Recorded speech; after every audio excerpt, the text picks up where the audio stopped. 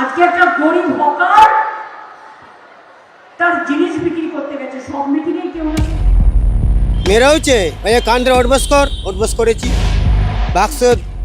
গত কয়েকদিন ধরে একটি জিনিস প্রচন্ড পরিমাণে ভাইরাল হয়েছে, এক চিকেন বিক্রেতাকে মারধর। এই নিয়ে প্রচুর শোরগোল পড়ে গিয়েছে সোশ্যাল মিডিয়ায়। ইতিমধ্যে পুলিশ 3 জনকে গ্রেপ্তারও করেছেন এবং তারা জামিনও পেয়ে গিয়েছেন। তো এই বিষয়ে বিভিন্ন জন বিভিন্ন মতামত দিয়েছে যে আসলে দোষটা কার, কি ঘটেছিল সেদিন জানাবো আপনাদের। তো চলুন প্রথমেই দেখে নেওয়া যাক কে কি বলছে। আজকে একটা গরিব হকার তার জিনিস বিক্রি করতে গেছে, সব মিটিংয়েই কেউ না কেউ বিক্রি করতে আসে। কেউ চা বিক্রি করে, কেউ সিঙ্গাড়া বিক্রি করে, কেউ ঝালমুড়ি বিক্রি করে, কেউ ভেলপুরিয়া বিক্রি করে, কেউ বিস্কুট বিক্রি করে। সেও তার মতো বিক্রি করতে গেছে। তার মাথায় তখন ওটা খেলেনি যে আমি এটা বিক্রি করব না ওটা বিক্রি করব। ধরে মেরেছ, কাল সব কটাকে অ্যারেস্ট করেছি, সব কটাকে অ্যারেস্ট করেছি যারা গায়ে হাত দিয়েছে। এটা বাংলা, এটা ইউপি নয়। এখানে তোমাদের গদ্দারি চলবে না,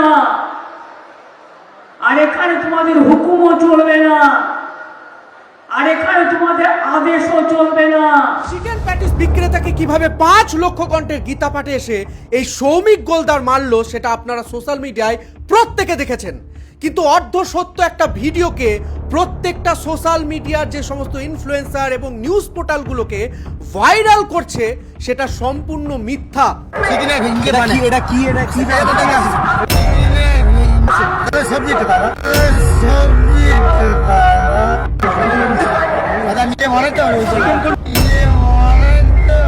ওই চিকেন প্যাটিস বিক্রেতা আমাদের ধর্মের ভাবাবেগে আঘাত করেছে। যে ভিডিওটা এখন বর্তমানে আপনারা দেখছেন, ওই চিকেন প্যাটিস বিক্রেতা ওই গীতা পাঠের ময়দানে, সেখানে বিভিন্ন বৈষ্ণবরা ছিল, গীতা পাঠের দিন অনেকজন ব্রত রেখেছিল, সেই সমস্ত মানুষরা ছিল।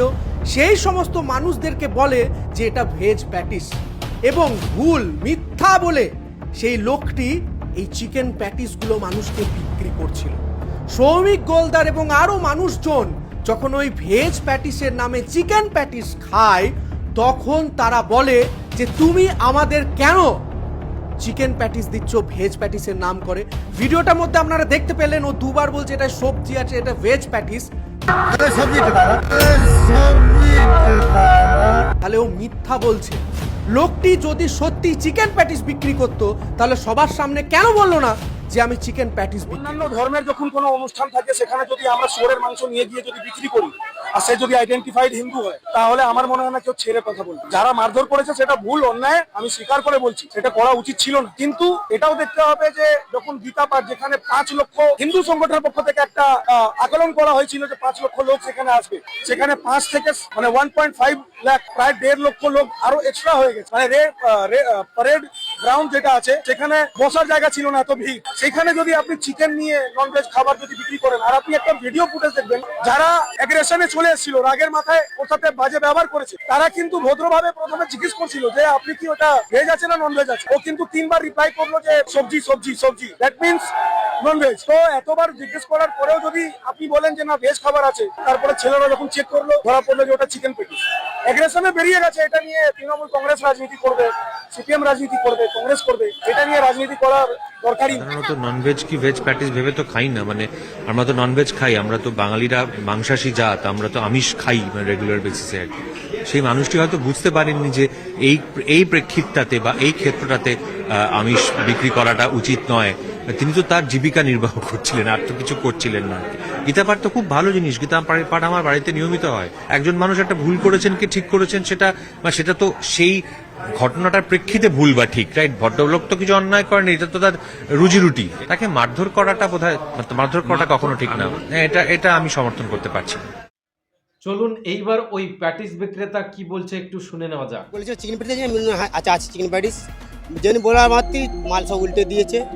কেন এখানে মাল লাগিয়েছিস? উল্টো পাল্টা কথাবার্তা। আমি স্যার আমি তো জানি না, আমরা ব্যবসা করছি, খাই, প্রতি মিটিং বলো, প্রোগ্রাম বলো, খেলা হোক, সব জায়গায় আমরা যাই না। এখানে কে লাগাতে বলেছে? আমি দেখুন আমরা জানি না, আমরা এখানে ব্যবসা করতে এসেছি, আমরা জানো তো, সব নিজেরা বানাই নিজেরা। এই কথাই বলতে বলতে 2-1 গ্রাম মেরেওছে কান্দ্রে উঠবস করেছি, প্রায় 15-20 জন। বাক্স লাদ মেরে ফেলে দিচ্ছে, আমরা ব্যবসা করে খাই, রুজি রুজি আমাদের। এই আমার রুজি রুটি বাক্স উল্টে ফেলে দিয়েছে, সব ময়লা মাল ফাল নষ্ট করে দিয়েছে, আমাদের ক্ষতি করে দিয়েছে। এবার লাস্টে বলতে নাম কি বল আর বল। হ্যাঁ আমি বলি, আমার নাম এই নাম শেখ রিয়াজু। নাম তো মিথ্যে বলা যাবে না। হ্যাঁ এখান থেকে তো মাল্লাদ কি বলেছে, আমি দাদা আমরা জানি না, আমরা তো ব্যবসা সব জায়গায় বসে খাই, খেলা হলে যাই, সল্লে মল্লে সব স্ট্রিটে আমরা যাই, যে মা ব্যবসা করে খাই। আমি এইখানে তোমাদের গেঁদা পাঠাচ্ছে, আমি কারো ক্ষতি করছি? ক্ষতি করিনি, বলতে দাদা ভাই বিক্রি করিনি, চলে যাস, ঠিক আছে। তো কি বুঝলেন? এতে আপনাদের কি মতামত অবশ্যই কমেন্টে জানান।